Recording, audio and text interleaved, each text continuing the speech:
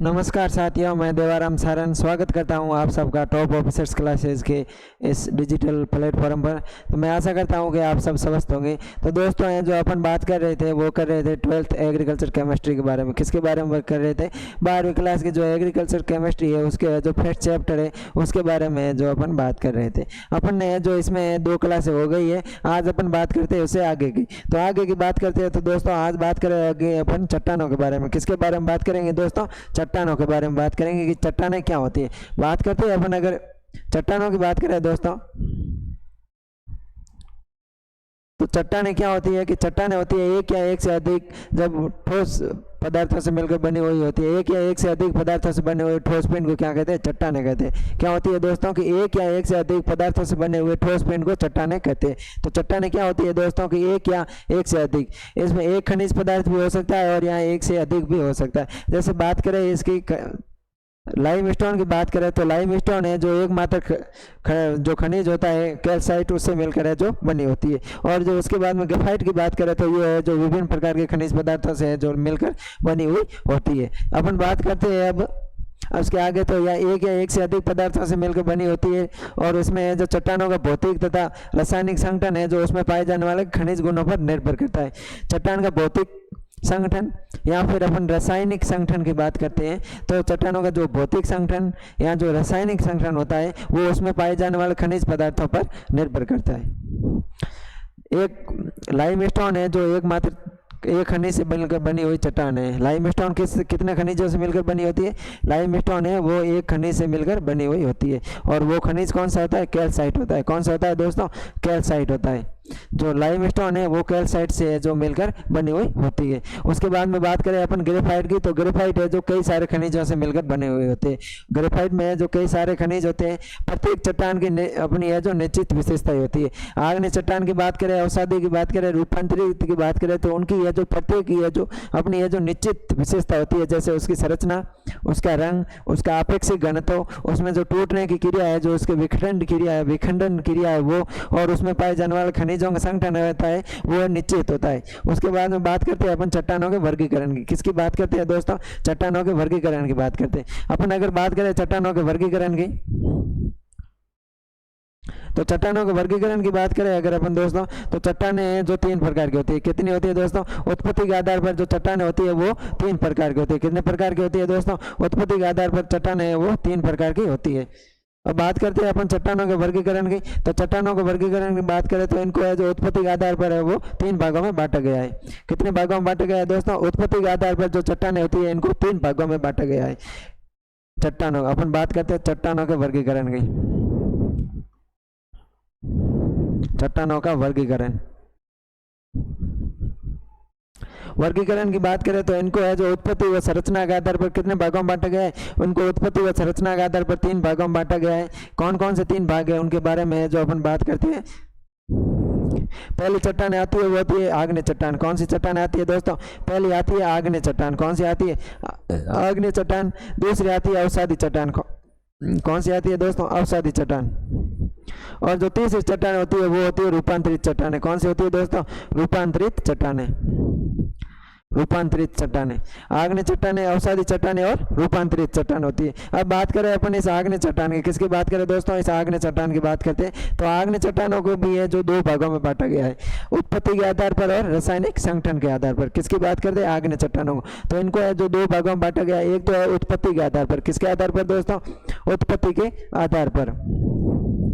उत्पत्ति के आधार पर। और जो दूसरा होता है वो होता है रासायनिक संगठन के आधार पर। किसके आधार पर दोस्तों? रासायनिक संगठन के आधार पर।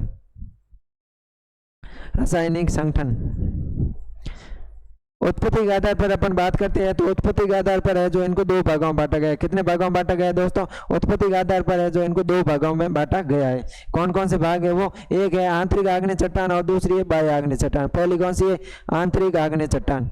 कौन सी है दोस्तों? आंतरिक आग्नेय चट्टान। आंतरिक आग्नेय चट्टान। और दूसरी होती है वो होती है बाह्य आग्नेय चट्टान। कौन सी होती है दोस्तों? बाह्य आग्नेय चट्टान। तो आग्नेय चट्टानों का वर्गीकरण है जो उत्पत्ति के आधार पर 2 प्रकार की होती है, आंतरिक आग्नेय चट्टान और बाह्य आग्नेय चट्टान। और अगर अपन रासायनिक संगठन की बात करें तो रासायनिक संगठन के आधार पर चट्टानें 3 प्रकार की होती है। कितने प्रकार की होती है दोस्तों? 3 प्रकार की होती है। एक होती है साथियों वो होती है अम्लीय आग्नेय चट्टान। दूसरी होती है वो सामान्य है, यहाँ इसको माध्यमिक आग्नेय चट्टान भी बोलते हैं। क्या बोलते हैं दोस्तों?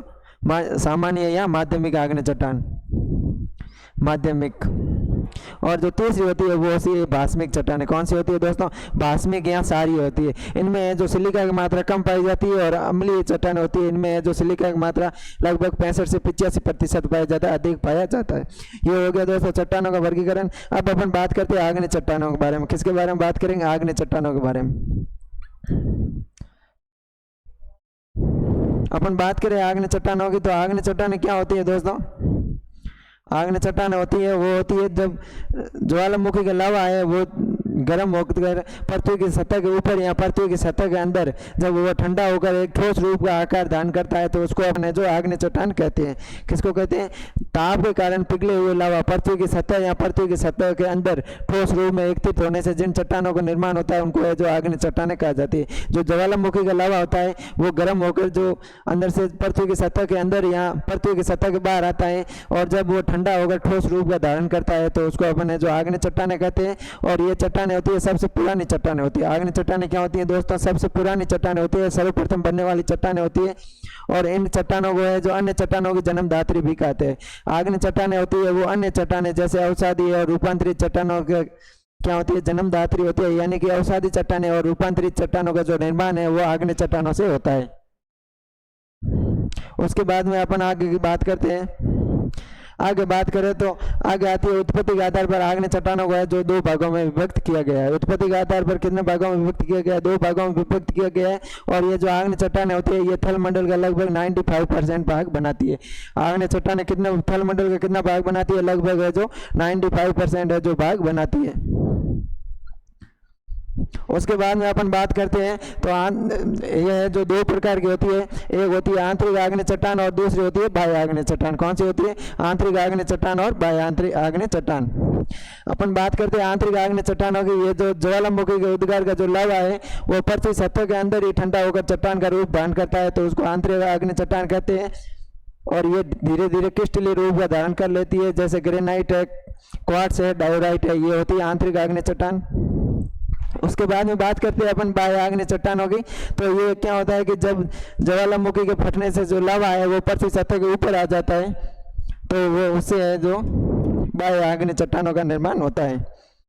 बाह्य आग्नेय चट्टान है वो होती है बेसाल्ट और रायोलाइट। कौन सी होती है दोस्तों? बेसाल्ट और रायोलाइट है जो बाह्य आग्नेय चट्टान होती है।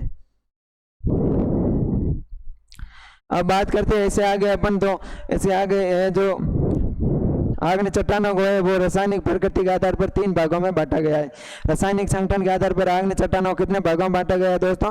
तो इनको है जो 3 भागों में बांटा गया है। अम्लीय आग्नेय चट्टान, माध्यमिक आग्नेय चट्टान और भास्मिक आग्नेय चट्टान। अम्लीय आग्नेय चट्टानों की बात करें तो इनमें सिलिका की मात्रा है वो 65 to 85% होती है और इनके उदाहरण है ग्रेनाइट और सैंडस्टोन। माध्यमिक आग्नेय चट्टानों की बात करें तो इनमें सिलिका की मात्रा होती है वो होती है 55 से 65%। कितनी होती है दोस्तों? 55 से 65% होती है।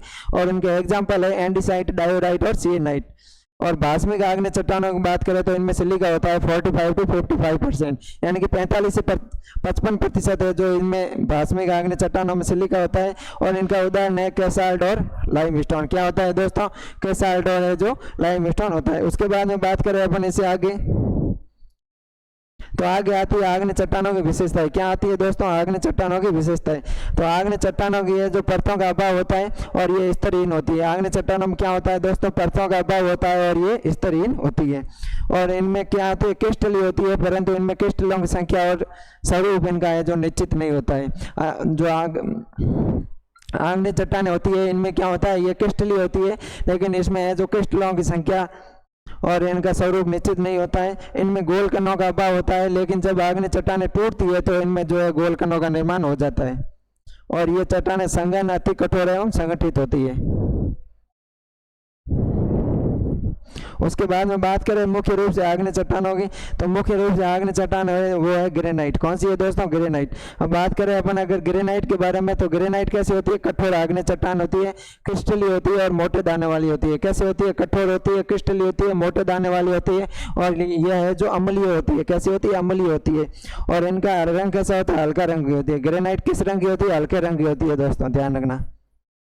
और इनके दानों में चमकदार होती है। और ग्रेनाइट का मुख्य रूप से अपन प्रयोग है जो घर की अपने जो फर्श वगैरह है इनमें जो करती है। और ये है जो अम्लीय प्रवृत्ति की होती है, फर्श पर माइका क्वार्ट्ज आर्थोक्लेज खनिजों से है जो मिलकर बनी हुई होती है। उसके बाद में बात करें अपन आगे, तो अगली चट्टान आती है, वो आती है बेसाल्ट चट्टान। कौन सी आती है दोस्तों? बेसाल्ट चट्टान। और ये बेसाल्ट चट्टान क्या होती है? सूक्ष्म और क्रिस्टलीय गठन वाली होती है। कैसी होती है दोस्तों? सूक्ष्म और क्रिस्टलीय गठन वाली होती है। और इनका रंग गहरा होता है। कैसा होता है? गहरा होता है। यहाँ ये एक से अधिक रंग की हो सकती है।